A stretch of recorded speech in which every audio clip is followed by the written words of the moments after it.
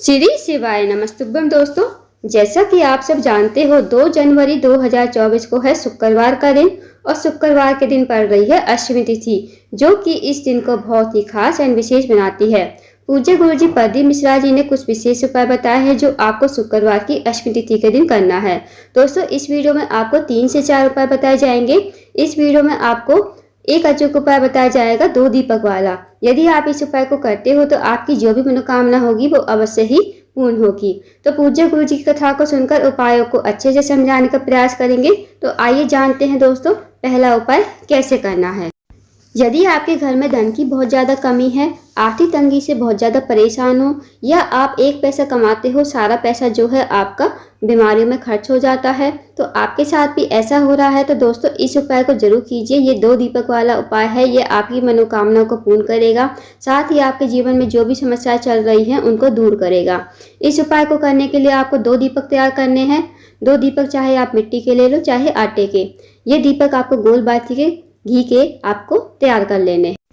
दोस्तों, इस उपाय को शाम के समय यानी प्रदोष काल के समय करना है। इस उपाय को आप शाम को 5:30 से 6:30 के बीच में कर लीजिए। अब इन दीपक को तैयार करके आपको एक थाली में रख लेने हैं और इन दीपकों को लेकर आपको घर से बाहर निकल जाना है। सबसे पहले आपको जाना है शिव जी के मंदिर में। अब जो पहला दीपक है आपके पास, वो आपको थाली में ही रखकर जलाना है। श्री शिवाय नमस्तुभ्यम का जाप करना है और इस दीपक को प्रज्वलित कर देना है। उसके बाद आपको इस दीपक को शिव जी के मंदिर में या मंदिर का जो प्रांगण होता है, चौखट होती है, वहां पर भी इस दीपक को आप लगा सकते हो। महादेव से प्रार्थना कीजिए अपने घर में धन प्राप्ति के लिए, धन की वृद्धि के लिए, और लक्ष्मी जी का वास जो है आपके घर में हमेशा रहे। ऐसी मनोकामना विनती आप महादेव से करोगे, या आपकी और कोई मनोकामना है तो वो भी आप मनोकामना महादेव से कर सकते हो। अब आपको दूसरा दीपक जो है वो लेकर आ जाना है आपको बेलपत्र के पेड़ के नीचे।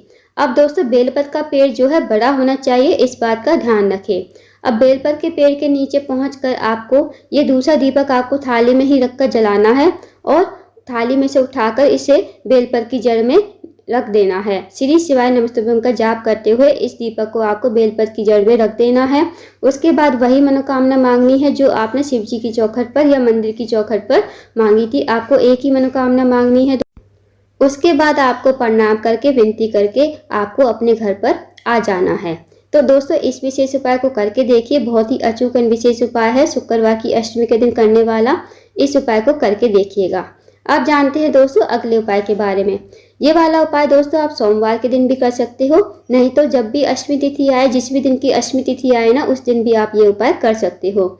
जो ये उपाय है, ये उपाय भी मनोकामना पूर्ति के लिए है। दूसरा वाला, यदि आपकी कोई मनोकामना है, बहुत दिनों से कोई इच्छा है जो पूरी नहीं हो रही है, आपने कई प्रकार के व्रत नियम सब कर लिए, फिर भी आपकी जो इच्छा है पूर्ण नहीं हो रही, तो इस उपाय को अवश्य कीजिए। इस उपाय को करने के लिए दोस्तों आपको 108 चावल के दाने लेने हैं। अब आपको 108 चावल के दाने गिनकर एक पुड़िया में रख लेने हैं या एक कटोरी में रख लेने हैं। अब इन चावल के दानों को आपको लेकर जाना है शिव जी के मंदिर में। और दोस्तों, चावल के दाने जो है खंडित नहीं होने चाहिए, इस बात का ध्यान रखें। अब दोस्तों, शुक्रवार का दिन है। अगर आप डेली शिव जी की पूजा अर्चना करते हो, जैसे जल चढ़ाते हो, दूध चढ़ाते हो, फल फूल दीपक जो भी लगाते हो लगा लीजिए। इस उपाय को बाद में कीजिए। जब आपकी पूजा अर्चना हो जाए उसके बाद आपको ये चावल के दाने आपको निकाल लेने हैं, एक कटोरी में रख लेने हैं। उसके बाद एक एक चावल का दाना आपको शिवलिंग के ऊपर समर्पित करना है, श्री शिवाय नमस्तुभ्यम कहते हुए। जैसे आपने एक चावल का दाना चढ़ाया, श्री शिवाय नमस्तुभ्यम, दूसरा दाना चढ़ाया, श्री शिवाय नमस्तुभ्यम, मतलब आपको 108 चावल के दाने और 108 बार श्री शिवाय नमस्तुभ्यम। अब दोस्तों, जो आपका लास्ट वाला चावल बचे ना 108 वाला, वो आपको अपने सीधे हाथ की हथेली पर रखना है और श्री शिवाय नमस्तुभ्यम का जाप करना है। अपनी मनोकामना बोलनी है, जो भी आपकी मनोकामना है, चाहे वो धन से जुड़ी हुई हो, व्यापार में वृद्धि नहीं हो रही हो, चाहे आपकी नौकरी नहीं लग रही हो, या आपने सरकारी एग्जाम दिया हो, उसका रिजल्ट जो है आने ही वाला है। आपकी जो भी मनोकामना हो, भगवान से विनती करना, मनोकामना कहना और इस चावल के दाने को श्री शिवाय नमस्तुभ्यम कहते हुए शिवलिंग के ऊपर समर्पित कर देना। दोस्तों, इस विशेष उपाय को भी करके देखिएगा, बहुत ही अचूक विशेष उपाय है। इस उपाय को करने से आपकी मात्र 24 घंटे के अंदर अंदर मनोकामना जरूर पूर्ण हो जाती है। अब जानते हैं दोस्तों तीसरे उपाय के बारे में। तीसरा जो उपाय है दोस्तों, यदि आपका कोई कार्य है बहुत दिनों से अटका हुआ है, पूर्ण नहीं हो रहा, तो इस उपाय को जरूर कीजिए। या आपके घर में हमेशा कलेश होता रहता है तो भी आप इस उपाय को कर सकते हो। या आपके विवाह में बाधा आ रही है, अड़चन आ रही है, तो भी आप इस उपाय को करके देखिए। इस उपाय को करने के लिए दोस्तों आपको 5 कनेर के फूल लेने हैं। अब कनेर के फूल जो होते हैं भगवान शिव को अति प्रिय होते हैं। कनेर के फूल जो होते हैं दोस्तों वो पीले कलर के होते हैं, आपको कहीं भी मिल जाएंगे। तो आपको 5 कनेर के फूल लेकर आने हैं। उसके बाद इन फूलों को लेकर आपको जाना है शिव जी के मंदिर में। इस उपाय को प्रातःकाल के समय कीजिएगा। उसके बाद दोस्तों अगर आप शिव जी की डेली पूजा अर्चना करते हो तो जैसे पूजा अर्चना करते हो, डेली जल चढ़ाते हो, दूध चढ़ाते हो, फल फूल दीपक जो भी लगाते हो लगा लीजिए। इस उपाय को बाद में कीजिए। अब आपके पास दोस्तों 5 फूल हैं। सबसे पहला जो फूल है आपको चढ़ाना है गणेश जी के स्थान पर। अब दोस्तों गणेश जी का स्थान जलाधारी पर ही होता है।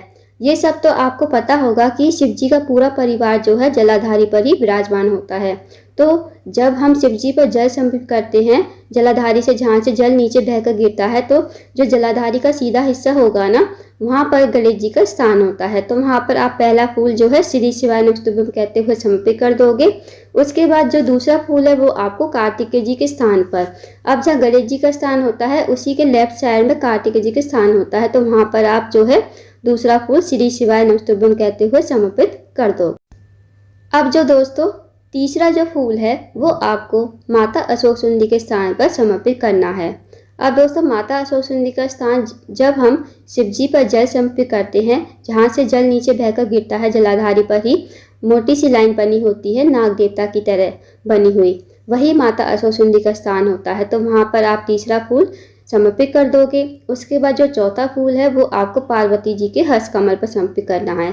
जहाँ शिवलिंग विराजमान होता है ना दोस्तों, नीचे देखना गोल गोल कटी भाग होता है, वही पार्वती जी का हस्त कमल होता है। तो आप कहीं भी चौथा फूल समर्पित कर दोगे। उसके बाद जो 5वां फूल है, अगर आपको मंदिर में त्रिशूल दिख जाए, शिव जी का त्रिशूल होता है, वहाँ पर आपको ये स्पर्श करवाना है। बस 5वां फूल आपको स्पर्श करवाना है। जो त्रिशूल की तीनों नोक मिलती है ना जहाँ पर, वहाँ पर आपको स्पर्श करवाना है श्री शिवाय नमस्तुभ्यं कहते हुए। उसके बाद दोस्तों इस फूल को आपको अपने सीधे हाथ की हथेली पर रखना है और अपनी मनोकामना बोलनी है। चाहे आपकी मनोकामना जो भी हो, धन से जुड़ी हुई हो, या आपका कोई कार्य है बहुत दिनों से अटका हुआ है, आपका कोई केस चल रहा है अदालत में, आपकी जैसी मनोकामना होगी इस उपाय को करने से पूर्ण होगी। तो आपको अपनी मनोकामना बोलनी है और इस फूल को जो है श्री शिवाय नमस्तुभ्यं कहते हुए शिवलिंग के ऊपर समर्पित कर देना है। अब जो फूल का खिला हुआ भाग होगा ना दोस्तों, वो आपको अपनी तरफ रखना है। तो दोस्तों इस विशेष उपाय को करके देखिएगा, बहुत ही अचूक विशेष उपाय है। वैसे तो इस उपाय को कभी भी किसी भी दिन कर सकते हो, और शुक्रवार की अष्टमी तिथि पड़ रही है तो बहुत ही सर्वोत्तम योग है दोस्तों। तो इस उपाय को शुक्रवार की अष्टमी तिथि के दिन करके देखिएगा, आपकी मनोकामना जो है 24 घंटे के अंदर अंदर पूरी हो जाएगी। अब जानते हैं दोस्तों अगले उपाय के बारे में। यदि आपके जीवन में किसी प्रकार का दुख है, कष्ट है, तकलीफ है, या आपका जीवन जो है परेशानी से घिरा हुआ है, मुसीबतें जो है आपके जीवन में आती रहती हैं, एक मुसीबत जाती है तो दूसरी आ जाती है, दूसरी जाती है तो तीसरी आ जाती है, तो दोस्तों इस उपाय को जरूर कीजिए। इस उपाय को करने से आपकी सारी समस्याएं दूर हो जाएंगी। इस उपाय को करने के लिए आपको 1 लोटा जल लेना है और उसमें थोड़ा सा डालना है लाल चंदन। अब इस लोटे के जल को आपको लेकर चले जाना है। इस उपाय को आप कभी भी सुबह भी कर सकते हो, शाम के समय भी इस उपाय को कर सकते हो। अब इस लोटे के जल को आपको लेकर जाना है शिव जी के मंदिर में। शिव जी के मंदिर में पहुंचकर दोस्तों आपको थोड़ा सा जल जो है श्री शिवाय नमस्तुभ्यं कहते हुए शिवलिंग के ऊपर समर्पित करना है। उसके बाद थोड़ा सा जल आपको बचा लेना है और महादेव से जरूर प्रार्थना करनी है। जो भी आपके जीवन में दुख है, कष्ट, तकलीफ है, जरूर प्रार्थना कीजिएगा। अब जो जल बचाया है उसे आपको लेकर आना है बेलपत के पेड़ के नीचे। अब आपको श्री शिवाय नमस्तुभ्यं कहते हुए इस जल को बेलपत की जड़ में समर्पित करना है। उसके बाद आपको प्रार्थना करनी है, महादेव से प्रार्थना करनी है, विनती करनी है। जो भी आपके जीवन में दुख है, कष्ट है, तकलीफ है, तो महादेव से विनती कीजिए मेरे जीवन की जो भी समस्या है उन समस्याओं को खत्म करे। तो ऐसी प्रार्थना आपको महादेव से करनी है। इस उपाय को दोस्तों वैसे तो कभी भी कर सकते हो, सोमवार के दिन भी कर सकते हो, अगर शुक्रवार की अष्टमी तिथि के दिन करते हो तो अति उत्तम है। तो इस उपाय को जरूर कीजिएगा। अगर आपके जीवन में किसी प्रकार का दुख है, कष्ट है, तकलीफ है तो जरूर कीजिए। अब जानते हैं दोस्तों अगले उपाय के बारे में। यदि आपने किसी व्यक्ति से पैसा लिया है, बैंक से लोन लिया है, आपके ऊपर जो है कर्जा बहुत बढ़ गया है, आप नहीं चुका पा रहे कर्जा, तो इस उपाय को शुक्रवार की अष्टमी तिथि के दिन जरूर करना। इस उपाय को करने के लिए आपको एक दीपक तैयार करना है, गोलबाती का घी का दीपक आपको तैयार करना है। साथ ही आपको एक जो लौंग होती है ना, वो आपको लेनी है। अब आपको जाना है बर के पेड़ के नीचे, वट वृक्ष का पेड़ होता है दोस्तों, उसके नीचे आपको चले जाना है। और इस उपाय को वैसे तो सुबह शाम कभी भी कर सकते हो, जब आपकी मर्जी हो इस उपाय को तब कीजिए। अब आपको वट वृक्ष के पेड़ के नीचे पहुंचकर सबसे पहले आपको ये दीपक प्रज्वलित करना है वटकेश्वर महादेव का नाम लेते हुए। अब इस दीपक को आपको वट वृक्ष की पेड़ की जड़ में ही रख देना है। उसके बाद आपके पास जो एक लौंग है वो आपको वटकेश्वर महादेव का नाम लेते हुए इस लौंग को भोग स्वरूप वहीं पर वट वृक्ष की जड़ में रख देना है। उसके बाद आपको प्रार्थना करनी है, जो भी आपके ऊपर कर्जा है या जिससे भी आपने कर्जा लिया है, महादेव से प्रार्थना करना, विनती करना कि आपका जो भी कर्जा है वो मुक्त हो जाए, आप जो है ऋण मुक्त हो जाओ। तो इस उपाय को करने से आपका जो भी कर्जा होगा वो धीरे धीरे मुक्त हो जाएगा, ऋण मुक्त हो जाओगे दोस्तों आप। तो इस उपाय को भी जरूर कीजिएगा शुक्रवार की अष्टमी तिथि के दिन। तो दोस्तों ये थे कुछ विशेष उपाय जो आपको शुक्रवार की अष्टमी तिथि के दिन अवश्य ही करने हैं। इन उपाय को अवश्य कीजिएगा। अगर आपको जानकारी पसंद आई हो, वीडियो को लाइक करें, शेयर करें, चैनल को जरूर सब्सक्राइब करें। कमेंट बॉक्स में श्री शिवाय नमस्तुभ्यम हर हर महादेव जरूर लिखें।